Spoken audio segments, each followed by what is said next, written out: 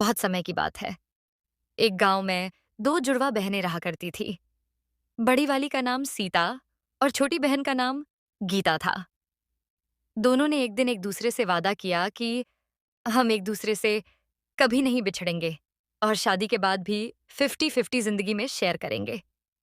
फिर एक दिन उनकी माँ ने बताया कि उनके घर एक बहुत अच्छा रिश्ता आया है।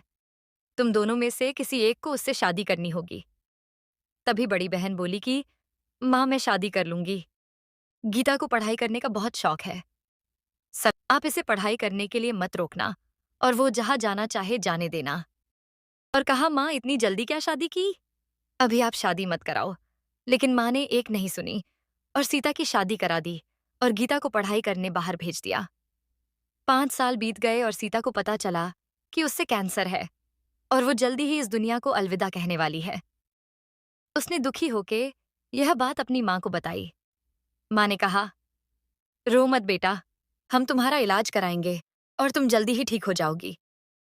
तब से सीता अपनी माँ के साथ वहीं रहने लगी और उसका पति काम करने बाहर चला गया। कुछ दिन बाद गीता पढ़ाई पूरी करके घर वापस आई। उसे देखकर सीता बहुत खुश हुई।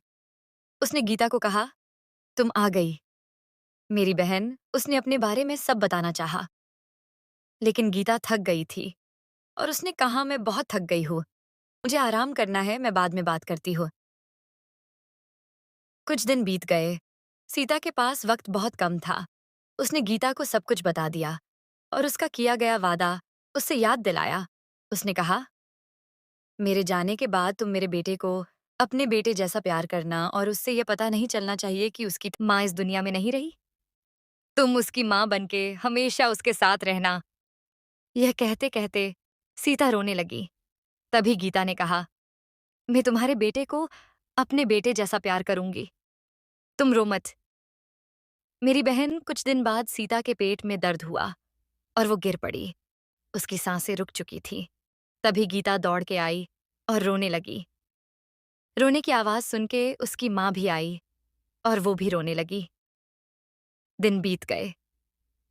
सीता इस दुनिया को अलविदा कह चुकी थी और गीता ने उसके बेटे को अपना बेटा मान लिया था और उससे उसके माँ की तरह ही प्यार करने लगी। यह यह देख उसकी माँ भी बहुत खुश थी। चैनल को सब्सक्राइब करना न भूलें।